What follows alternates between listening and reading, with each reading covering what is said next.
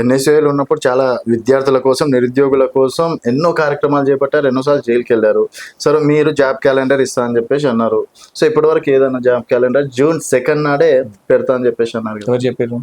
June 2 నాడు job calendar release చేస్తాం అన్నారు. ఎవరు చెప్పారు? గతంలో మీ ప్రభుత్వం హయాం వాళ్ళే చెప్పారు, మీ నాయకులే చెప్పారు. జాబ్ క్యాలెండర్ ఇయనికి కానీ తప్పనిసరిగా మేము ఇచ్చిన మాట మేరకు ప్రభుత్వంలో ఉన్న ప్రతి ఖాళీని కూడా భర్తీ చేస్తామని చెప్పి మేము తెలంగాణలో ఉన్న యువకులకి, తెలంగాణలో కాంగ్రెస్ ప్రభుత్వం అధికారంలోకి రాకముందు బాధ్యతతోటి ఆ రోజు కొట్లాడినాము, నిలబడ్డాము, కేసులు ఎదుర్కొన్నాము, జైలు పాలైనాము, కోర్టులో వెళ్ళి గెలిచి వాళ్ళు అక్రమంగా అడ్డగోలుగా ఉద్యోగాలు అమ్ముకునే ప్రయత్నం చేస్తే కూడా ఆ రోజు ఇదే బల్మూరి వెంకట్, ఎన్ఎస్యుఐ బృందం, ఎన్ఎస్యుఐ సైన్యం అడ్డంగా నిలబడి ఆపింది. ఇది తెలంగాణలో ఉన్న యువకులందరూ కూడా తెలుసు.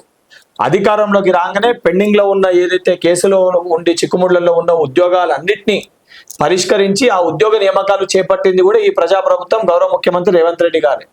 దానితో పాటు కేవలం నోటిఫికేషన్ ఇవ్వడమే కాదు, నోటిఫికేషన్ ఇచ్చిన 3 నెలల్లో ఉద్యోగ నోటిఫికేషన్లు భర్తీ చేస్తామని చెప్పి బాధ్యతతోటి డిఎస్సి నోటిఫికేషన్ 11,000తో ఇచ్చి నింపిన ఘనత ఈ ప్రజాప్రభుత్వం రేవంత్ రెడ్డి గారిది. దానితో పాటు మేము Group 1, Group 2 అన్ని కూడా ఇస్తే దీన్ని ఆపాలే, 10 ఏళ్లలో మేము చేయలేకపోయినా వీళ్ళు చేస్తే వీళ్ళకి పేరు వస్తుందని చెప్పి ఒక అక్కస్సుతోటి విషం జిమ్మే ప్రయత్నం, కొంతమంది విద్యార్థులని మిస్లీడ్ చేసి టీఆర్ఎస్ పార్టీ కల్వకుంట్ల తారక రామారావు ఒక డ్రామా ఆడే ప్రయత్నం చేస్తుండు. న్యాయస్థానంలో కొన్ని ఇష్యూస్ వల్ల, అది టెక్నికల్ ఇష్యూస్ వల్ల ఆగింది.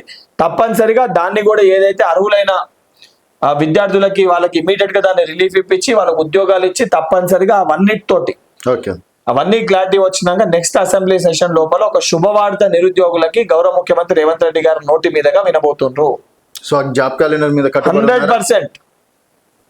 100% ఉన్నాము. సో వీళ్ళ లెక్క 10 ఏళ్ళ అధికారంలో ఉన్నప్పుడు ఓ నిరుద్యోగి చనిపోతే దాన్ని ఎట్లా మిస్లీడ్ చేయాలి, ఎట్లా తప్పుదో పట్టియాలని చెప్పి కేసీఆర్ గారు 10 ఏళ్ళ అధికారంలో ఉన్నప్పుడు నిరుద్యోగులను ఉద్దేశించి మాట్లాడింది కేవలం 4 సార్లు. రేవంత్ రెడ్డి గారు ముఖ్యమంత్రి 18 నెలలు అవుతుంది, 18 సార్లు నిరుద్యోగులను ఉద్దేశించి మాట్లాడారు. నిరుద్యోగుల వల్లనే ఈ ప్రభుత్వం వచ్చిందని చెప్పి 8 సార్లు చెప్పారు. కేసీఆర్ 10 ఏళ్ళు ముఖ్యమంత్రి ఉన్నాడు, కనీసం 4 సార్లు కూడా నిరుద్యోగులను ఉద్దేశించి మాట్లాడలే. పేపర్ లీకేజ్ అయితే కనీసం స్పందించలే. ఈరోజు ఈ దొంగలా మాట్లాడేది, ఈ కల్వకుంట్ల దొంగలా మా గురించి మాట్లాడేది, ఈరోజు వీళ్ళమ్మని అడిగేది.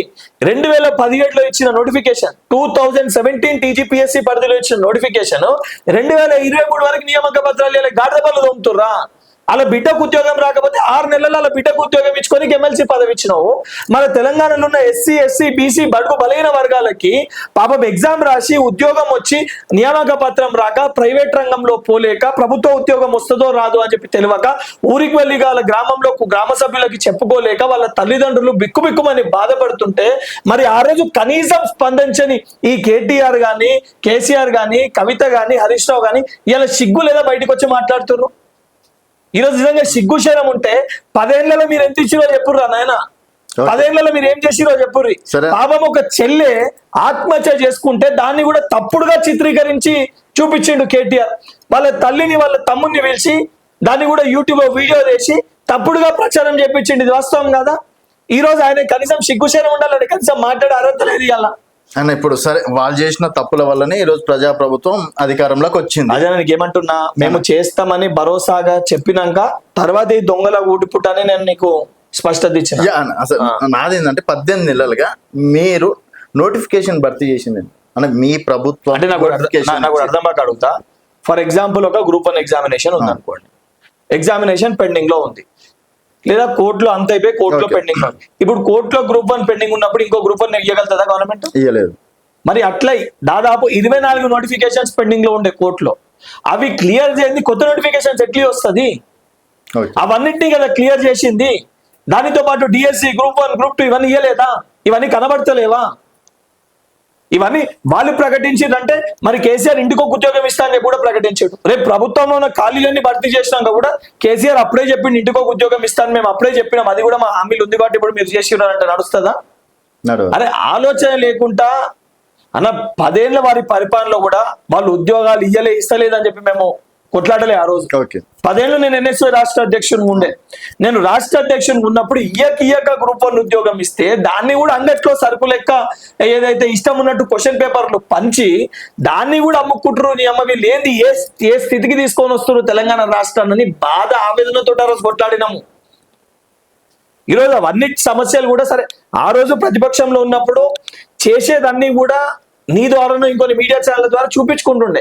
ఈరోజు అధికార పక్షంలో ప్రభుత్వంలో ఉన్నప్పుడు పరిష్కరించే ప్రతి సమస్యను కూడా రెండోసారి టెట్ వేయడం కానీ లేదా దానికి సంబంధించి డిఎస్సి సమయంలో దానికి సంబంధించిన మార్క్స్ రిలాక్సేషన్ ఇప్పివ్వడం కానీ ఇంటర్మీడియట్ డిగ్రీ పర్సంటేజ్ తగ్గివ్వడం కానీ ఇవన్నీ ఇష్యూస్ కూడా మహిళా రిజర్వేషన్ కానీ హారిజాంటల్ వర్టికల్ ఇష్యూ కానీ ఏదైతే డిఎస్సి దాంతోపాటు గ్రూప్ 2 ఒకటేసారి ఉంటే ఆ పోస్ట్పోన్మెంట్ కానీ అనేక ఇష్యూస్ ఉన్నాయి రిజాల్వ్ చేసినాయి. కానీ ప్రతిదీ కూడా ఇది నేను చేసిన అని చెప్పుకోవాల్సిన అవసరం లేదు. నేను చేసిన సెన్స్ ప్రభుత్వం చేస్తుంది. ప్రభుత్వానికి పేరు వస్తే మా అందరికి వచ్చినట్టు. ఎందుకంటే because we are part of the government. గత ప్రభుత్వంలో నాకు ఒక్క వీడియో చూపి గత 10 ఏళ్ల బీఆర్ఎస్ పరిపాలనలో ఒక్క వీడియో వాళ్ళ పార్టీలోనే సరే ఎమ్మెల్సీ అంటే దూరం పక్కన పెట్టి ఒక మంత్రి చూపి కేసీఆర్ కాకుండా ఒక మంత్రి ఇంటర్వ్యూలో నేను ఈ టైంలో ఇది ఇస్తా బలంగా గట్టిగా చెప్పిన ఒక వీడియో చూపి నాకు ఏది లేదు. విద్యాశాఖ మంత్రిని అడిగితే అడిగేసి చిట్టి కావాలి. టీజీపీఎస్సీ ఏదైనా అడిగితే ట్విట్టర్ ట్వీట్ చేస్తే తప్ప అడిగే రెస్పాన్స్ లేదు. ఈ రోజు ఆ పరిస్థితి ఉందా? ఈ రోజు ఇంత బలంగా గట్టిగా నేను కానీ మా